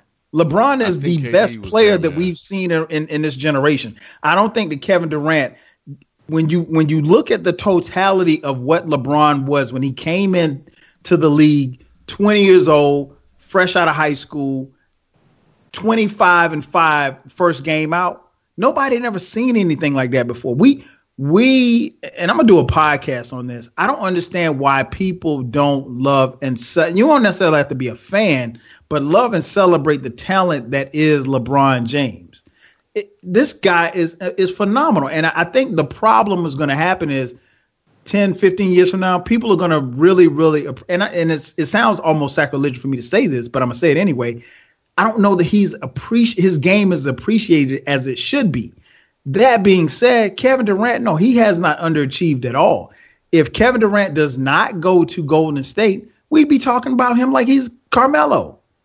The guy who, with all his talent, couldn't get a ring, and that's what he would be. But nah, But that's why I think he took the easy way out, and that's why I think. But Ken, that's where the NBA is at this point. Well, I mean, people said the same thing about LeBron. At the end of the day, Ken, 10, 15, 20 years from now, nobody's going to care about that stuff. They're going to talk about what he did, what his stats look like, all of that stuff. We don't talk about the fact that Ray Allen went to this team or went to that team or whomever went where. People don't look at it like that. They don't. You just look at the bottom line result. And maybe underachieve is not the right word, right? But the way that, if you think about it, the league belonged to LeBron, and then it belonged for a hot minute to Steph Curry. And, we wanted it to belong to Kevin Durant, and he was close to snatching it. I think the MVP season or the year he put up, what year was that, 32 or something? 2014. Yeah, he was like right there, man. Like he was right there. It was like it was his for the taking. And you know what? What's the difference, Ken? What's that? He's not the leader LeBron is. Right. Okay. He's just simply not the leader. And that's the difference between them. Because if you're looking at skills and attributes, KD probably at this point right now checks more boxes than LeBron. Mm-hmm. But LeBron, the leader, his presence, still on both ends of the court, his willingness to be like, we're not going to lose, is different than KD's. It just is from a leader perspective, right? And then we also question KD's clutchness in terms of free throw shooting, shot making, even shot taking at times, right? LeBron has gotten the same criticism, but LeBron, in terms of the entirety of a game, how he affects the game, I don't think we've seen that outside of Magic Johnson. And you know what, you may not. I think it goes back to. No, I'm not gonna go that far. But before I forget, man, we forgot to get B in this. B, what's your take on Ken tripping again? Your take on KD's underachieving or not, and his overall legacy. And I think it may be more of a legacy. Ken, let B talk, man. Yeah, I was about to say. I think Ken thought of this maybe because of my assumption is that the fact that KD went to a 7-3-9 team the year before, he was one game away from being in the NBA Finals with a pretty good squad in OKC. So I don't know if Ken's basing it off of that, but I think besides him going to a 73 win squad, I think KD. He's been clearly the second best player, in the last 10 years, 10 plus so years in the league. We always say LeBron, it's LeBron's league. KD is always the number 2 guy. Even though KD feels that the torch is passed to him when he hit that shot over James, I think he just still feeling the high from finally getting a championship. Not so fast, KD. But I wouldn't really say is underachieved. Let's have this conversation when he retires, I think. Right. I think that's what I would like to think about it. Like let's talk about the career once it's all said and done. Has he's underachieved? But I think as of right now, I think KD. Does he have a potential to possibly be better than LeBron? At one point we was like, man, like when I remember it was one year when LeBron was at Miami. I think it was either his last year or second to last year, and KD was just like the way he was just doing whatever he wanted to LeBron. You already know, B. Yeah. Yeah, it was just like. Me and people had talked about it at the time. He was like, dog, this dude KD is getting scarier and scarier because he's doing whatever he wanted with LeBron. Like that was the crazy thing that we saw. Like that dude could have been the best, but is he the best? No, it's still LeBron James is still the best basketball player in the world. But so the fact that he didn't live up to the whole best basketball player, is he underachieved? Let's see what he holds. Let's see his old man game. Let's see how he does the remainder of his career. Yeah, because he's just getting into his prime. I think Durant's 27, 28, 29 years old. Yeah, before we get into the whole, is he underachieved? So let's just hold off on that, and then before we make that statement. True indeed. From time to time, man, we get people. A lot of our listeners will send us information. They'll have questions. A lot of times people hit us up on Twitter, but we got a question from a listener on our Facebook page. You can follow us there, facebook.com/Dead End Sports, among all of the other places where you can find us. So this question comes in from Eric. He said, "Hey guys, new fan, love the show. Keep up the good work. I have a question for you guys on your next show. If you have time, can you please talk about the sports journalists on TV, i.e. Stephen A. Smith, Max Kellerman, Colin Cowherd, Skip Bayless, and others? I want to know your pros and cons for them, where you rank them the best, the worst. Love the show. Keep up the good work." Appreciate the comments, Eric. for all of you listening, if you have any questions that you have for us, feel free to hit us up on Facebook, Twitter, everywhere. You know where to find us. Instagram, where we at? YouTube as well. So let's start there, man. I guess the sports personalities that we see on TV. Who are some of the best and some of the worst? I guess I'll go first. Some of my favorites. That's a good question. I probably have more. I don't like guys like I can't stand Jason Whitlock. He's a coon. He is. I mean, he's one of the few people in sports. Like if I saw him on the street, I literally would slap him when I saw him. I'm not really into the sports personalities per se. I like the guys who call the games, if you will. Well, as far as sports personality, big fan of Bomani Jones. Huge fan of Bomani. I listen to his sports talk show every day and his podcast. A really, really cool brother. He reminds me a lot of what we do here. Bomani's probably my favorite. Like I said, as far as Stephen A., I really don't pay a lot of attention to Stephen A. I think Max Kellerman's pretty decent. That's about it, really. There's not too many people that I really flock to. I like game announcers. I know he wasn't talking about game announcers, but I like game announcers like some of the ones that do the college games and a couple of guys on the NFL games as well. But as far as sports personalities, no, not really any major favorites really. I like the TNT crew. I love them. Those are probably the only sports personalities I really like. So I'd say the TNT crew, as well as Bomani Jones, dislike the coon Jason Whitlock. That's what I got. Ken, what about you? Who do you like and dislike out there as far as sports personalities? Oh, I watch and follow them all, man. Thanks. Podcasts help out a lot because, some of these shows come on at the same time. So I'll start with the ones that I like. I like when Stephen A. Smith is black. I like black Stephen A. Smith when he speaks up for the brothers. But sometimes Stephen A. Smith tries to play a little bit, play to the middle, sometimes a little bit too much. But when he's black, because he has such a huge platform, and whether people like him or not, he commands attention and people listen. So I like him. I like Max Kellerman mainly because I like how he intellectualizes everything and the type of discourse that he brings to the conversation. And I like that he challenges Stephen A. Smith in a way that Skip Bayless never did. Like Skip Bayless, we all say is a troll, so he throws out troll talking points. Max Kellerman comes with a lot more than that, and it really provides an interesting dynamic. So I do like what he brings to the show.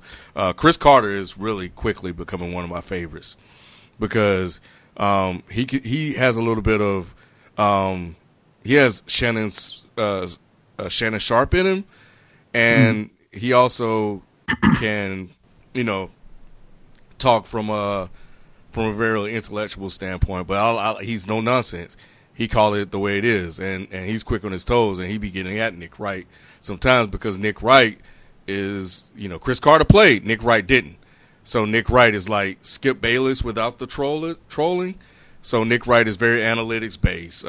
He's gonna talk his way around everything. So he has a little bit of Max Kellerman in him. So I think that they play off each other well because Chris Carter is like, no, there's no pressure.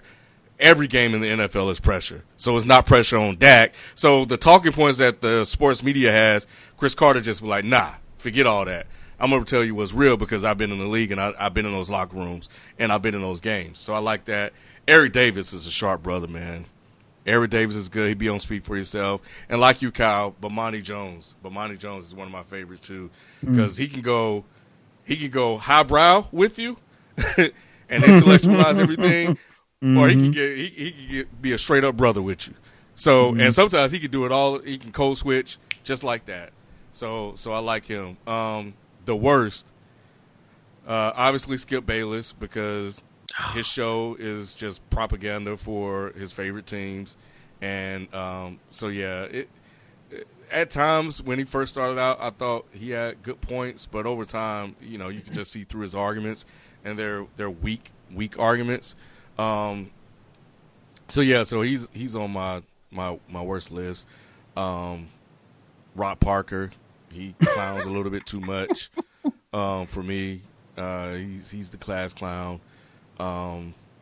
Obviously, Will Kane. I just very conservative. Bring that conservative red state talking points to the show, and it just rubs me the wrong way because he tries to put things in a certain corner that's hard for people to pull out, and his talking points it's just he's the worst, man.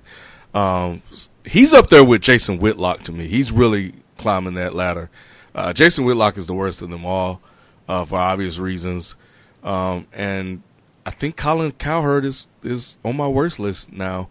At times he's good, but at other times I think he tries to jump ahead of stuff. I think he tends to find stories and twist them to form a narrative that doesn't really exist. And like Will Kane and Skip Bayless, he can spin a talking point to fit his narrative, or he'll completely ignore a point that nullifies everything that he just said. Like he'll just make up something, a good narrative or talking point that he has. Somebody that played the game will come in there and break it down with facts, and he'll just completely ignore it and go back to what he said. And I'm like, what are you doing? So those are my best and worst sports media personalities out there. FIFA, what about you, man? Your best and your worst sports personalities out here today. I had a slight screw face listening to Ken explain how he feels about Cowherd now. Because I still think that overall what Cowherd does is more difficult than any of the other sports people that I watch or listen to, mainly because he has so much time to fill. And in that, I think he has become the best storyteller. And yeah, he does have narratives and he does have his own beliefs, but I'm cool with that because I want somebody to believe in what they believe in because they've been right the majority of the time. And Cowherd has been right, and we've all been wrong. I know I've been wrong, and I'll be the first to admit it, or at least the second to admit it whenever I'm wrong, but I'll be the first to admit it when I'm right. And he's the same way, and that's how we all are. So I'm okay with that. I like what he does because he does something that nobody else does. He fills almost 2 hours worth of space. You know what I'm saying? Yeah, and that's crazy. A lot of storytelling. Yeah, he brings a lot of people on and, they talk about his ideas and how he sees certain things and stuff like that. But, just to fill that amount of space and do it how he's done it for as consistently, as long as he's done it, I got to give him props. And to me, that's why I see the agenda, Ralph. He has an agenda. I see it. Oh, man. All right, Ken. He's good, though. He's good. Storytelling and the ability to make his narrative and to be able to break things down and make it relatable, put it in a way that you can see it. He's talented. Exactly. I give him credit for that. He is. Shannon Sharp is quickly climbing up my ladder of one of my favorites. I forgot about him. Yeah. Oh, my God. Because you know what? Like, we a black show, but he a nigga. On national TV early in the morning, man, and I love it. You know what I'm saying? Shannon, man, let me get some of that yak. I'll take a black too. But yeah, man, Shannon's up there because at first I didn't know how he was gonna fare with the other sports, but I love his approach. I think the main thing I like about Shannon is the fact that he doesn't allow Skip to get away with anything. Skip. Come on, Skip. He'll let him know, and I love that because I feel like Stephen A, when he was with Skip, it was just kind of back and forth, and he can make Stephen A fly off the wire, and and it was cool, it was entertaining, but Shannon just he sticks on his talking points, on his stats, and he be breaking all that Skip Bayless stuff down. So I really enjoy watching him now. another one of my favorites. I like Chris Broussard only because he entertains me. Not because of anything else. Sometimes I feel that it's kind of like Kid Cudi. Like maybe he's not your cup of tea for everybody, but Did you say Kid Cudi? Yeah, like Kid Cudi, man. Okay. Like, some people think he's great, some people think he's whack as hell. I think that's how Chris Broussard is kind of viewed. Shout out to Cudi. Huh? I'm not saying he's the equivalent of Cudi. No. You just kind of threw me for a loop. I'm with you. I like Cudi. Yeah, I like Cudi too. I mess with Cudi. That's why I like Chris Broussard. But yeah, man, he's cool. Sometimes he be way off, but he's cool. I like Louis Riddick from ESPN. Yeah, he's good. He's good. Yeah, I like his perspective, man. And he talks to you very stern. So it's kind of like when he speaks, you have to pay attention. And I like how eloquent he is. I like how he breaks things down. I like the fact that he has it from a GM perspective. And you can tell he has a lot of genuine connections in the NFL. So if it's coming from his lips, it's the real deal. Let me see. Who else do I like? Damn, man, there's so many. Shit, I'll go to who I don't like. Jason Whitlock. Boy. I found this dude damn near like 10 years ago. And from the first time I read an article till right now, I feel exactly the same way about this guy. Man, this guy is the biggest coon, literally and figuratively. This guy, oh my God. I don't get it. Rob Parker, Ken touched on that guy. He's like a joke. I don't know, like, who's his agent? Because his agent needs more money than Rob Parker. Because if you can still get this guy on TV, like consistently, bro, you deserve a bonus. You really do, because he is the worst. Like I feel like he be on the yak. He does too much damn yak when he be getting on these damn TV shows, man. Skip. I'm not gonna say he's the worst or he's on the worst list, but he don't really debate with facts, man. He debates all with just pride and favoritism. You know what I'm saying? And I can't really respect that all the way, because and that's the reason why I like him with Shannon, because Shannon be shutting him the hell up. Sometimes Skip just doesn't have anything else to say, and it's more apparent now. So I guess I got to put Skip on the bad list just for that. Yeah, because he Shannon be shutting him the hell up. So who honestly I like, and he's climbing up the list, and I think he needs to get some more face time. Jim Jackson. Yeah, I like Jim Jackson on Fox Sports Net, man. I like his breakdown. He comes more so from a player's perspective. I always like that perspective. And I like his breakdowns, and also mainly because me and him agree a lot on the basketball players, and what he says, how highly he speaks on Embiid. I've been trying to tell y'all guys for years now. I know nobody really wanted to listen, but I'll leave it there.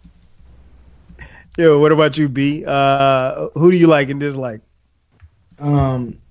Dislike Jason Whitlock and Will Kane, easily. Both of those are like the top two folks I do not care about at all.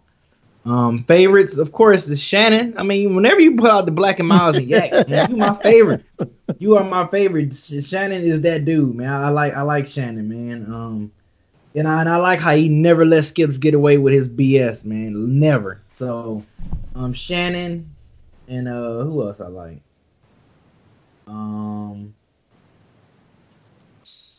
And Chris Carter. Yeah, Shannon and Chris Carter.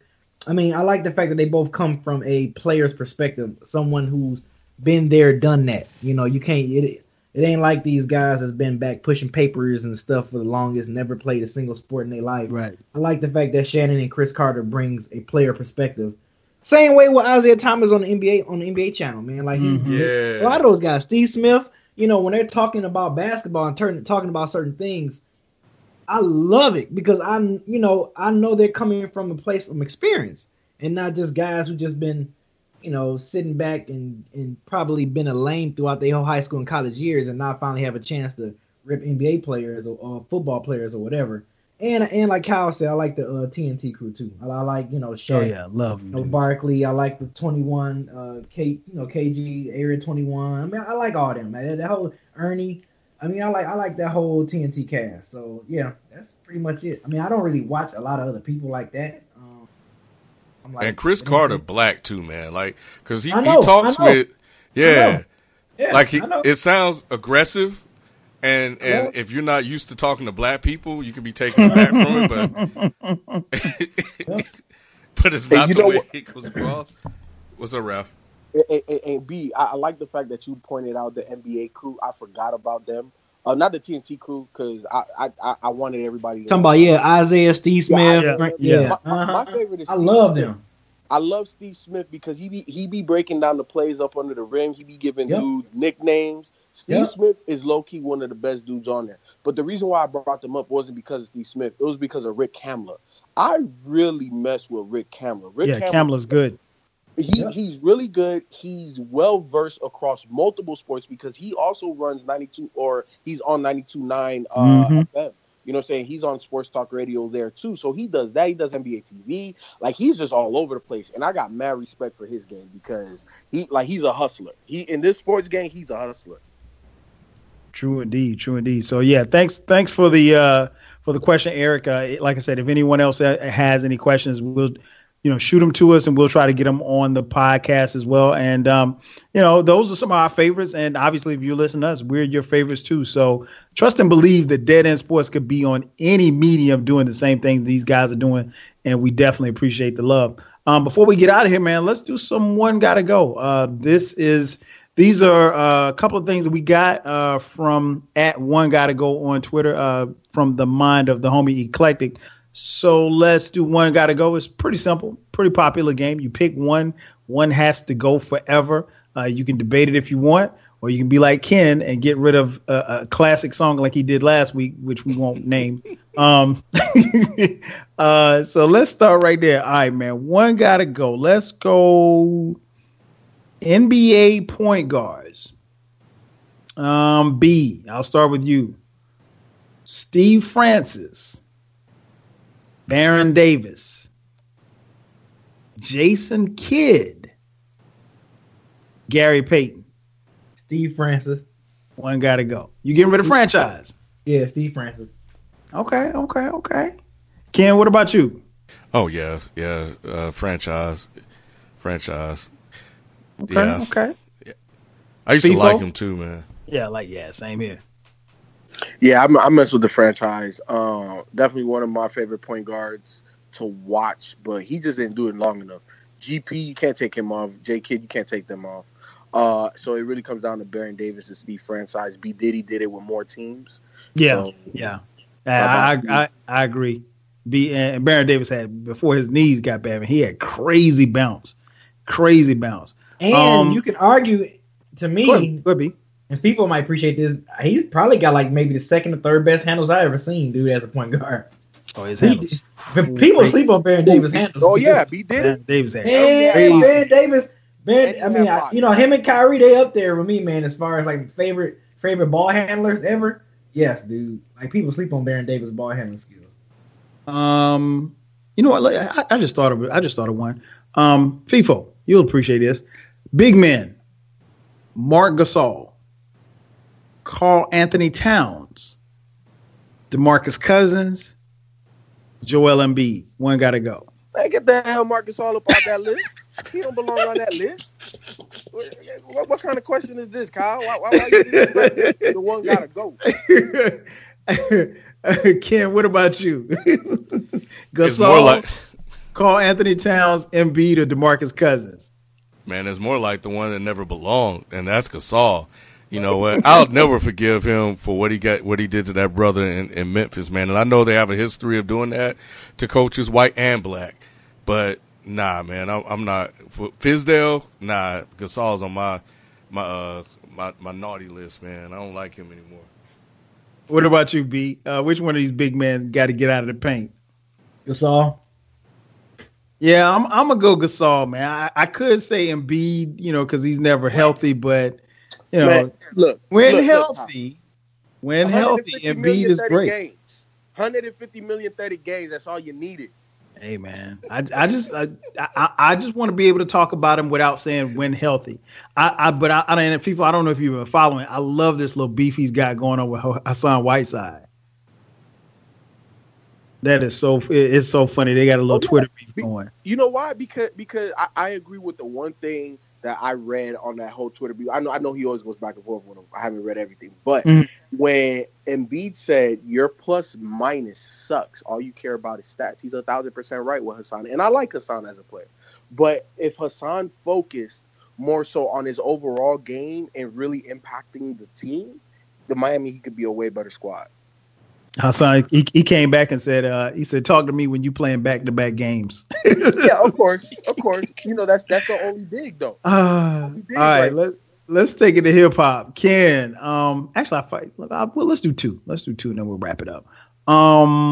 Hip hop albums. I'm almost afraid to start with you, Ken. It Was Written, Nas. Reasonable Doubt, Sean Carter. Me Against the World, Tupac Shakur. Only Built for Cuban Links, Raekwon. One Gotta Go. Oh, Jesus Christ. Oh, Jesus. This guy.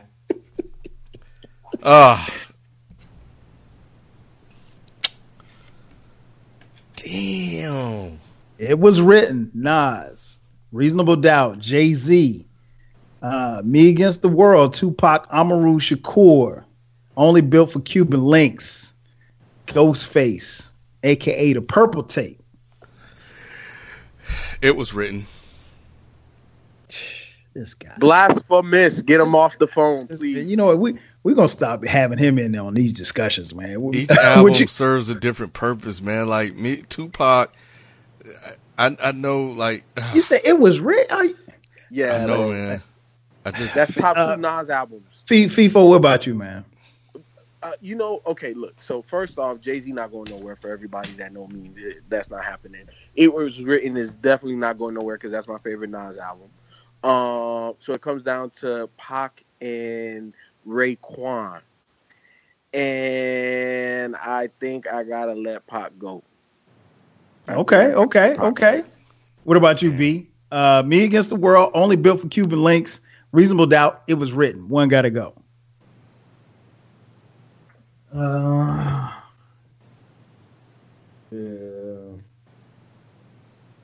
Me Against the World.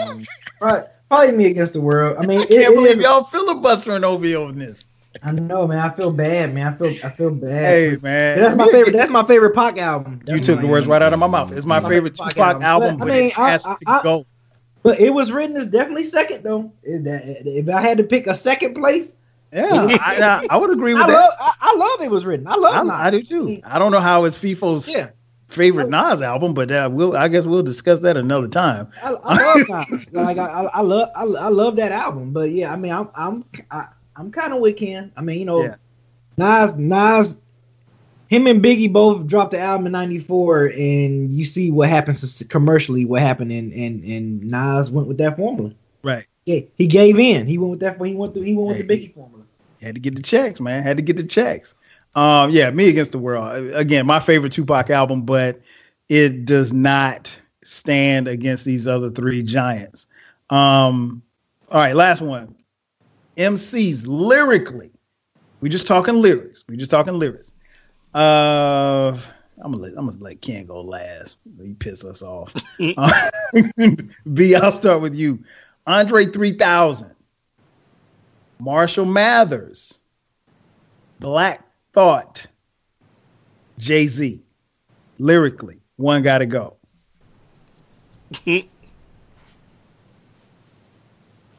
Black and Andre not going nowhere. Let's get that out the way.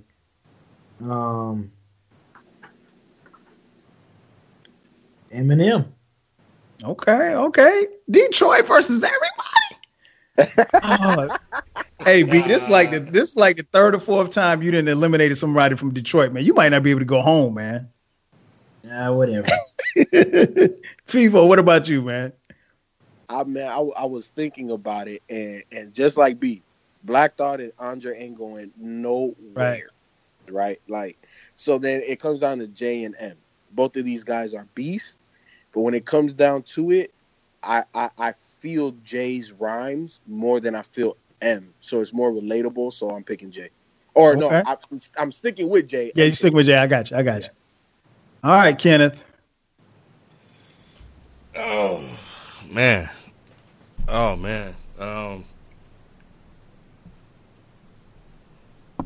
I'm pro brother, man. I'm pro like brother. Buy him. Yeah. I thought about Jay. I really considered Jay because there's some questionable moments, but M has his. But at the end of the day, I'm being racist, man. I'm gonna go with the black guy over the white guy. He said, I'm being racist. Oh, man. Please send all tweets to Ken on Twitter.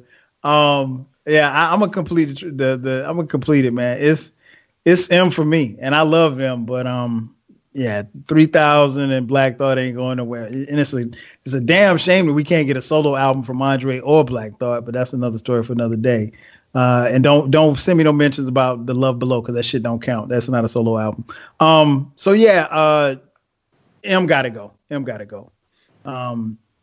All right, man. So thanks for playing along with that. It's time for our final thoughts. Once again, we want to thank you all for tuning in. If you haven't done so already, make sure that you download, subscribe, and pass the word. Dead End Sports. We do this podcast every week. So time for our final thoughts. My man FIFO's up first. FIFO, what you got? Where do I start? Man, I'm gonna keep it with the college football, man. UGA, man. Look, I kind of alluded to it a little bit earlier in the show. We need a championship, man. The state of Georgia. Look, we've been on a dry spell. It's been since when the Braves won last? Mid-90s? Early 91, something like that. Ooh, man, it's been a very long time. UGA, look, I know I'm putting more pressure on you guys. You had your loss. It was late in the season, but you made it back. Learn from that experience. We need a championship. So at least and you see who's begging. You see the guy that said don't trust no Georgia team. I'm trusting in you. Please, we need this.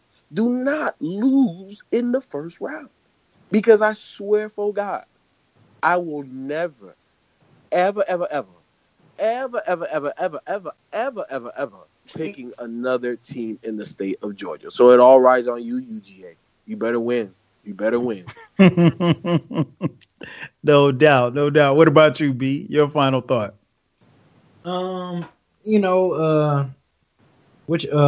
Cotto fought his last fight of his career this past Saturday, and unfortunately it ended with a loss, but it was still an entertaining, good fight nonetheless. But just want to take the time to give props to Miguel Cotto, man.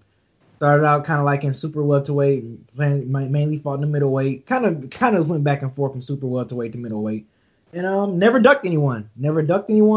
Always had respect and class for his opponents. Was a very classy guy. Very, very classy guy, man.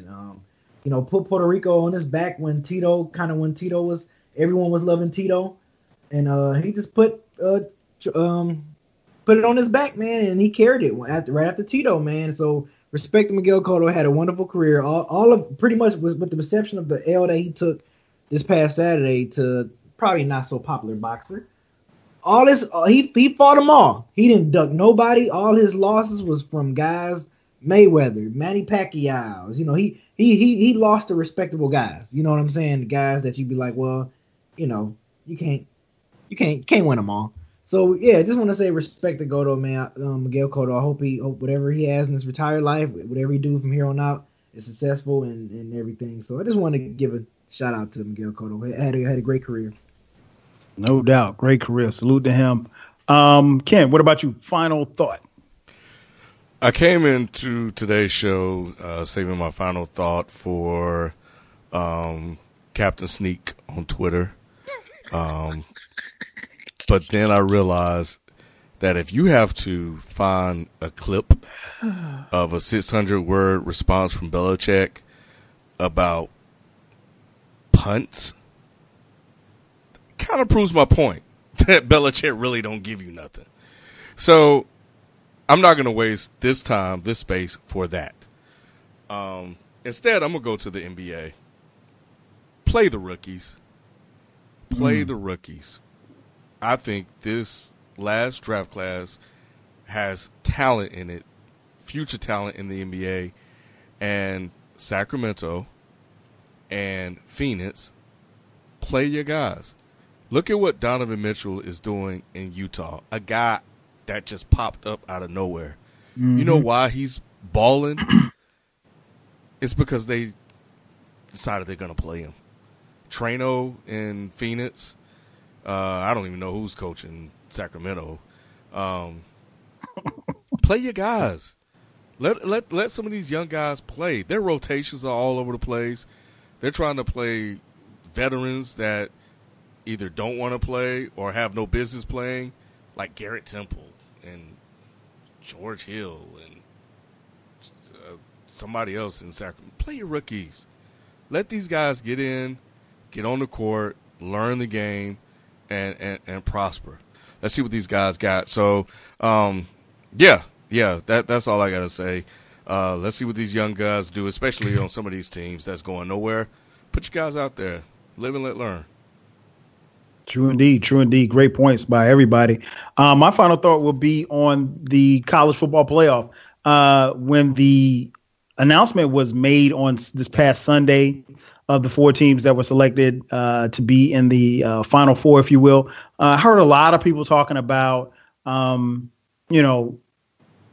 we should expand this to 8 games. And we heard that chatter last year. We should expand that to 8 games. And I'm like, my message to you, shut up.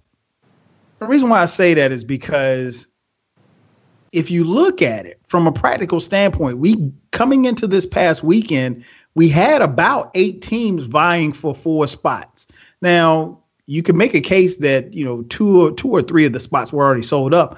But for the most part, we had some teams, more than just the 4 that were selected, that had a legitimate chance at vying for those 4 positions. Here's the thing. If you expand the playoffs to 8 games, what's going to happen? If you expand the playoffs to 8 teams, what's going to happen? When are you going to play that final round of games? These kids at some point got to go to school. They're already missing their break, to participate and to practice for these games, their Christmas break, if you will. But more importantly, you're not paying them. So unless you're going to pay these kids, stop the chatter about 8-game playoff, because everybody's making money except for the kids who are playing. Everybody's making money. We just talked earlier about Jimbo Fisher getting a $75 million contract, guaranteed $75 million contract. When the bowls are announced, they also let you know how much the payouts are on each bowls. These championship bowl games, these payouts are running about $20 million per team. So Clemson's going to get $20 million. Oklahoma's going to get $20 million. All of these schools are going to get this money, and the players get nothing. And you could spare me the talk about the free education, because it ain't free, because they're having to work for it. So, nah, man, pay the players. If you want to extend it, pay the players.